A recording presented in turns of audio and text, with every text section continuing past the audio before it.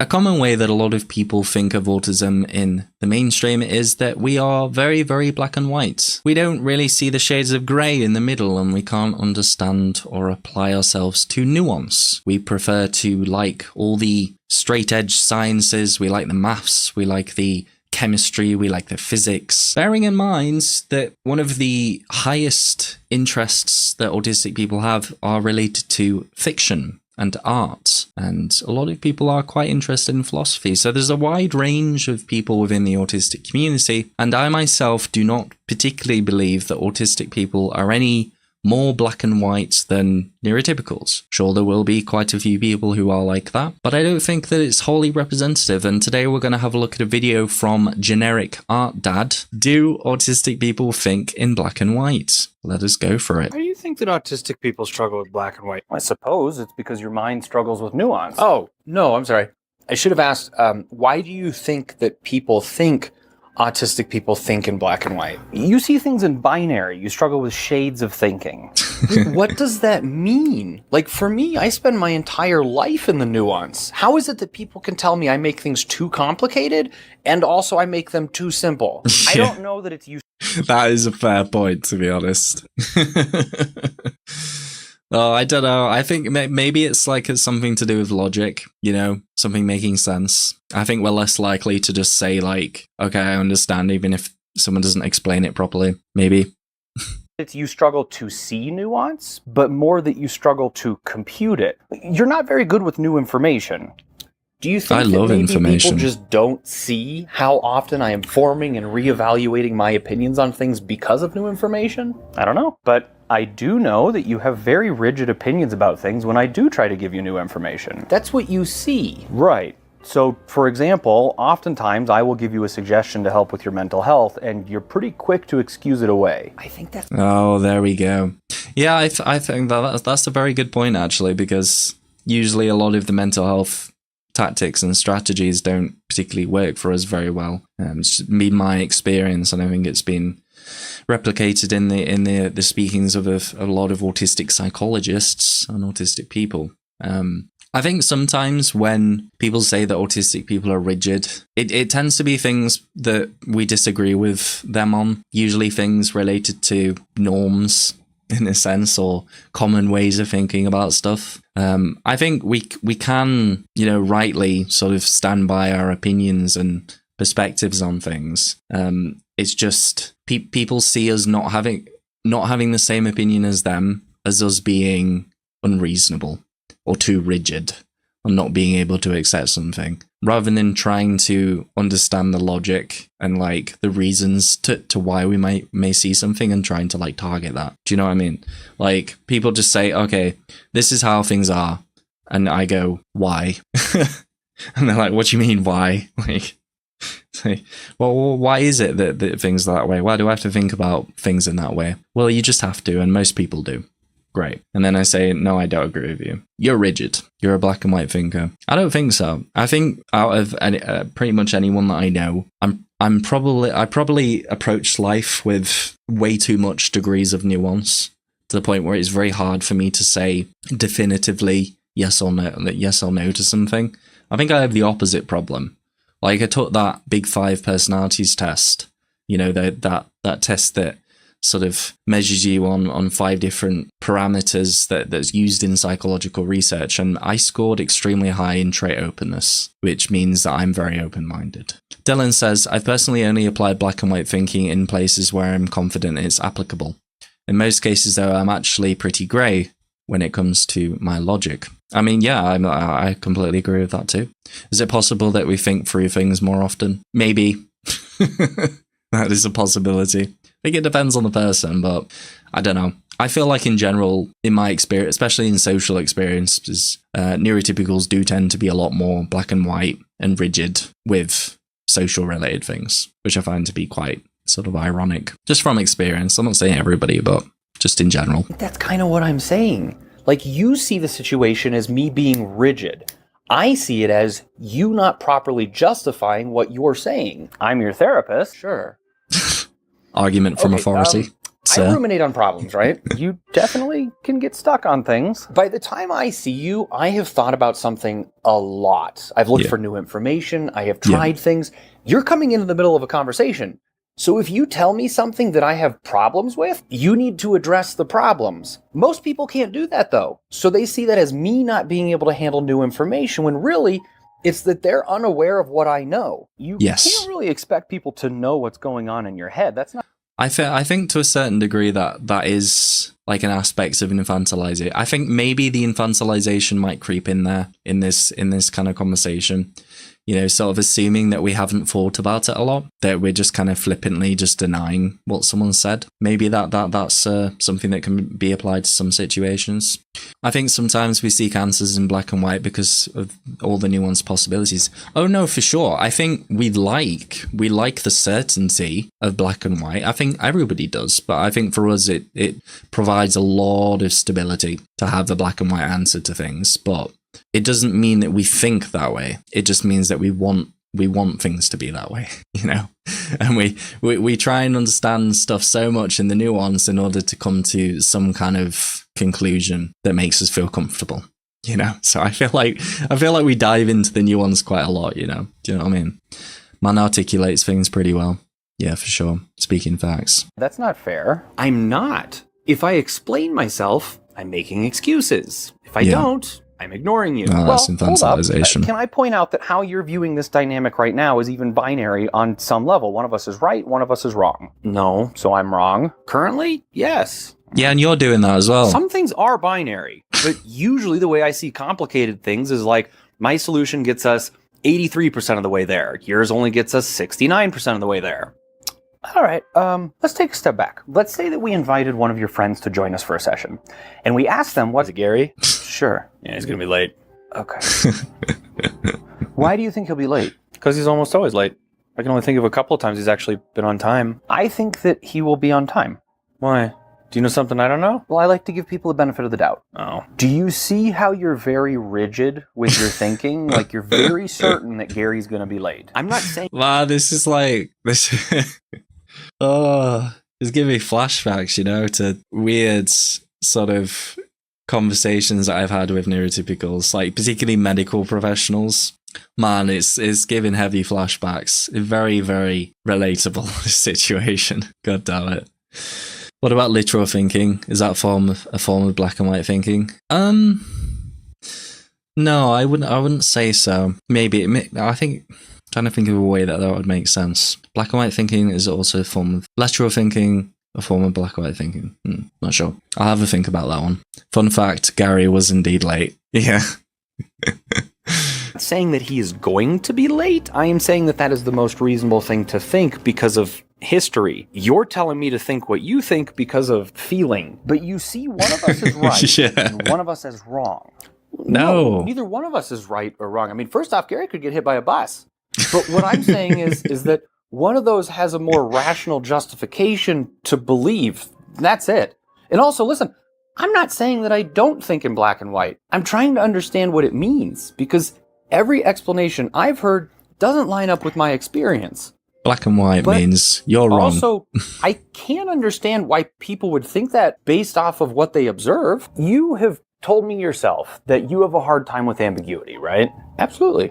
That's what people are talking about when they talk about black and white thinking. Yeah, but we want it to be that way. We don't like the ambiguity, but it doesn't mean that we think that way. Like, it doesn't mean that we're incapable of understanding nuance and like probability and like things of that nature. I mean, if you really think about it, isn't saying that autistic people are black and white thinkers incredibly black and white? I'm just joking on that one. It only seems logic that you'd assume he'd be late again if he hasn't proven otherwise. Yeah, unless you add in some emotional factors, maybe hold their family at hostage. I think that would do the trick. God damn it. It's so relatable. It's why you like people to follow the rules. It's why you struggle with social interaction. And that's exactly what I'm saying when I say there's a difference between experience and observation. I don't understand the difference. You see me struggling with ambiguity as my brain lacking something to process or think in those terms, right? Yeah. It stands to reason that if your mind has a hard time processing uncertainty, it suffers from something that is preventing it from processing uncertainty. But what I'm saying is that I struggle with ambiguity because I struggle with bandwidth issues. I get overstimulated, and my brain is trying to cut down on resource-intensive processes. If ambiguous thinking is... I don't know. I still think that we don't like ambiguity. Like, it's just not comfortable. I don't know. It's just like, I think most people find it uncomfortable.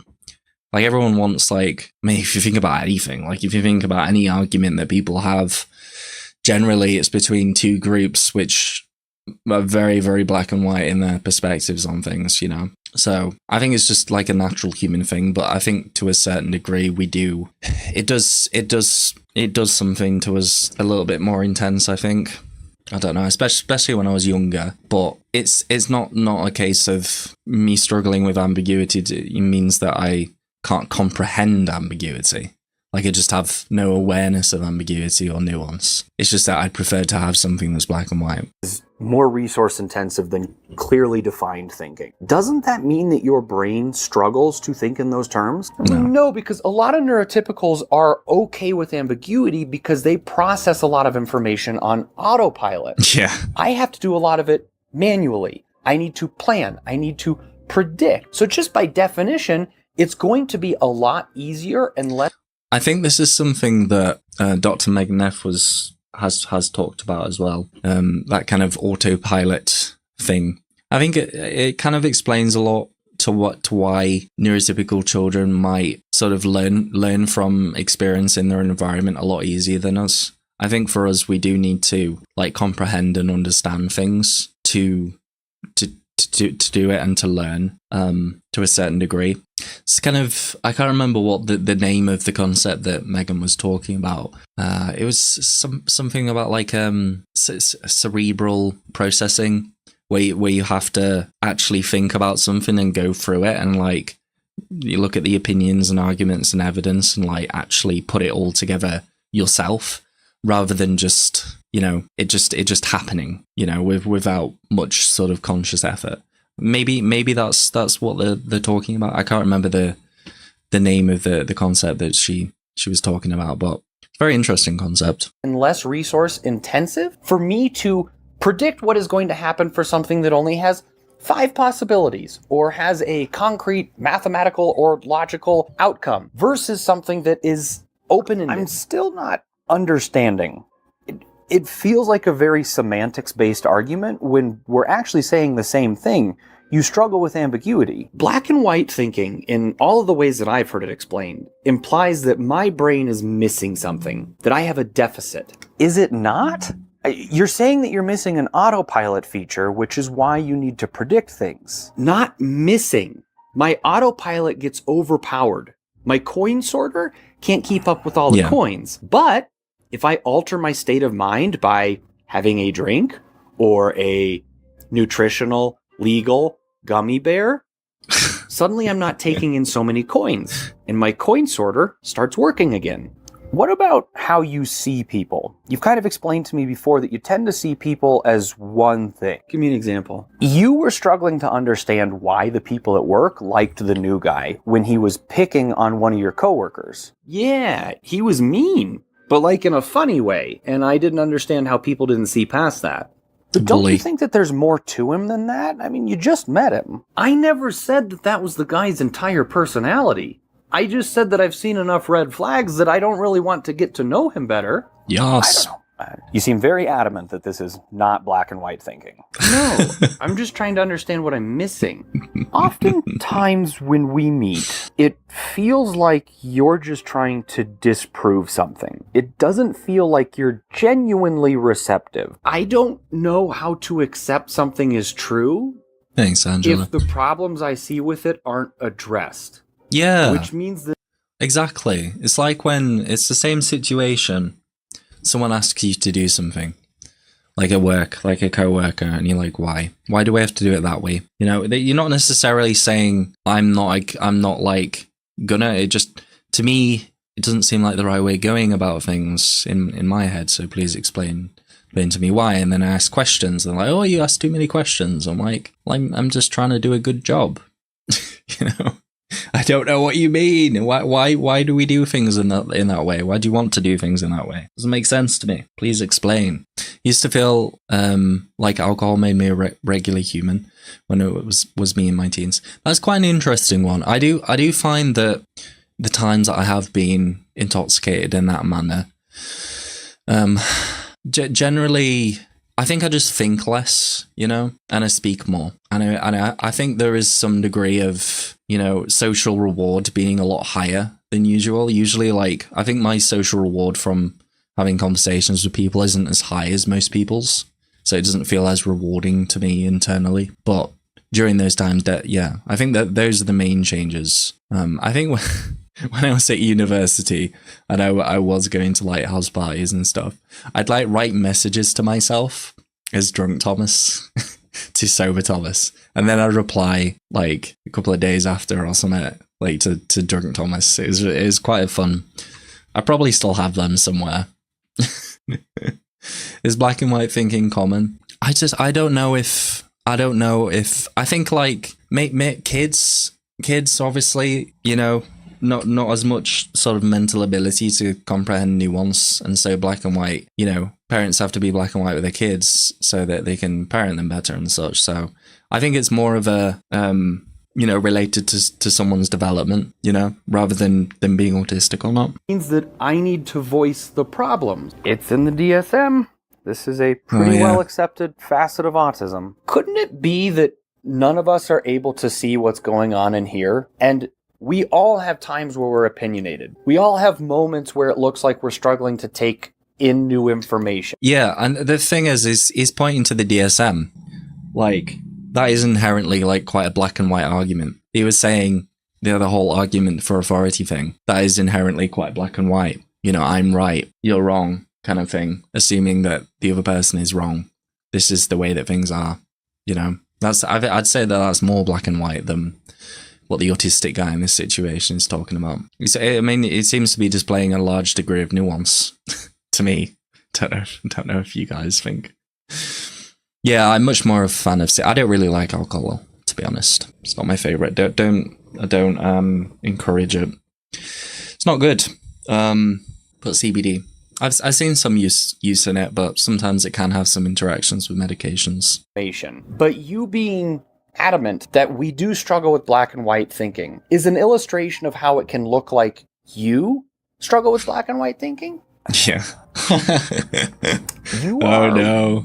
One of my more challenging clients. Do you know that? I very much do. Couldn't it also be that since so much of the autistic community believes so strongly that they struggle with black and white thinking, that is an illustration of the community struggling with black and white thinking? Oh, I like you. Do you know that? I did not. Maybe it's an illustration of how effective conditioning can be. Yes. When you've been told something about yourself exactly time and time again that is close, but not quite 100% accurate, it will still shape how you see yourself. Oh. That guy's head's just going to blow up. Is that enough? The autistic logic overload has happened. The evidence. He can't handle it. He's gone. We've had the eye roll, the emotional displays. I'm sorry. I feel like I'm sort of posing this as being like, oh, like this is representation. I don't think neurotypicals generally are like that, but I just want to make that clear. I'm not trying to be offensive or anything. Dang, would you look at that? Our time is up. Oh no. God damn it, that was such a good video. 4.6k views. This guy needs some ups in the old algo. That was a beautiful video. Wonderful, even. That was from Generic Art Dad. Do autistic people think in black and white? Please go check it out down in the description if you have liked it. Make sure to like and subscribe and consider becoming a member to help me as a creator. And you get a lot of benefits. You know, you get some perks. You get to see these live streams uncut.